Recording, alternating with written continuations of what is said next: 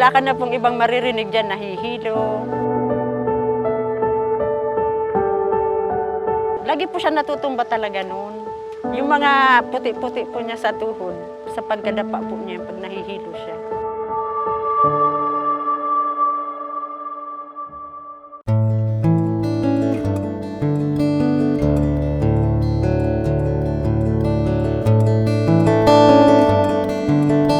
Ang 76 na taong gulang at dating masigasig na magsasaka na isa ring haligi ng tahanan ng Kamalig Albay na si Tatay Jaime Ventura ay dumadanas ngayon ng sakit na vertigo. Yung importante po talaga yung sa hilo niya kasi 3 times a day po yun. Dati po, niresetahan siya noon 2 times a day lang. Hindi po kinakaya kaya ginawang 3 times a day.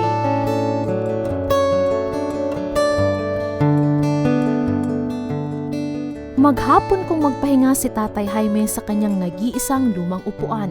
Ito na raw ang araw-araw na gawain niya simula nang dapuan siya ng sakit na vertigo.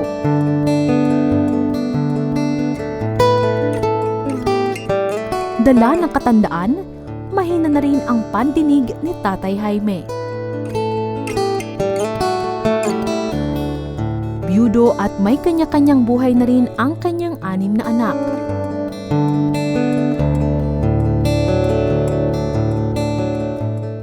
Ngunit, sa kabila ng kahinaan ni Tatay Jaime, ang kanyang manugang sa pangatlo niyang anak ang siyang punong abala sa pag-aalaga sa kanya. Bilang manugang po, wala naman po rito yung asawa ko nasa Manila po, no? Wala naman po siyang kasama rito sa bahay na anak. Ako po yung kasama niya nung umpisa nung nagkasakit siya, yung pinapakain, pinapaliguan, pinapalitan diaper. Ang gusto ko na lang po sana makarecover siya.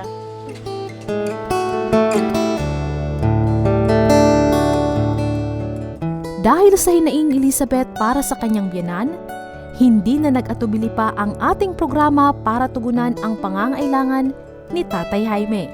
At nitong ika-2 ng Pebrero ay aming personal na nakapanayam sa programa, si Elizabeth. Kumusta na ngayon ang kalagayan ni Lolo Jaime? Hindi Hindi na daw tumatayo. Hindi na po nakakatayo mag-isa. Hindi na rin po nakakalakad. Kailan po nagsimula na makaramdam ng pagkahilo si Lolo Jaime? Lagi na po siyang nakakaramdam ng hilo, kaya lang po lumala po ngayong January.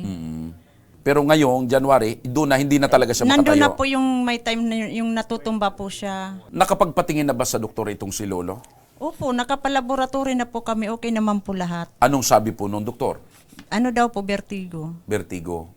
Dahil dyan, Elizabeth, makakausap natin sa kabilang linya ng telepono ang Ako Bicol Party List Coordinator na si Ma'am Melinda Ibio.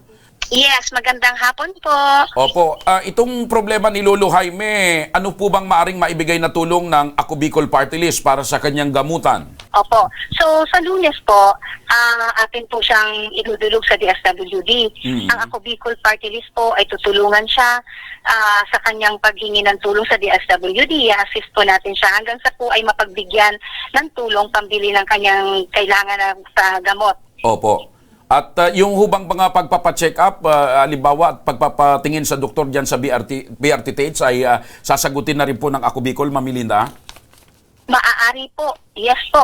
Opo, Opo. i-assist po natin siyang hanggang sa pagpa-check up na po at kung ano yung kailangan niya para po siya ay malaman kung ano talaga yung sakit niya. Pero sa pagbili ng gamot, may mga requirements po yan. Tutulungan Opo. din po natin siya Ayun. para wala din po siyang problema. Oh, Elizabeth, Kung ano yung narinig mo? kailangan mga requirements. I-assist po ng Ako Bicol po ang ating humihingi ng tulong. Oh, narinig mo, Elizabeth? Opo. Oh. Ma'am Melinda, maraming salamat. Thank you so much. Yun na Opo. po at maraming salamat. Mabuhay po ang Ako Bicol. Katulong na, kakampi pa. Thank you so much.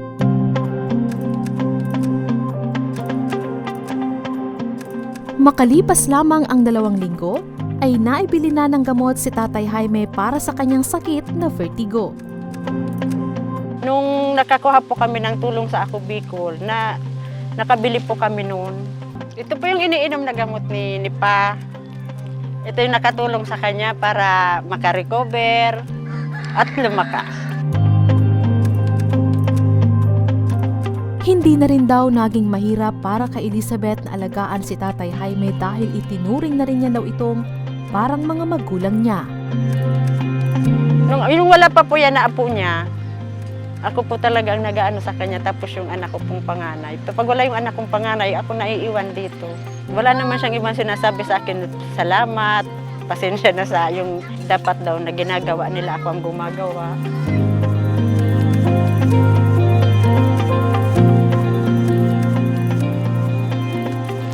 Lolo Jaime, eto po kahit di nyo po kami naririnig, pinabibigay po ito ni Congressman Saldico, grocery packs po, tapos pagkain nyo. Ano po?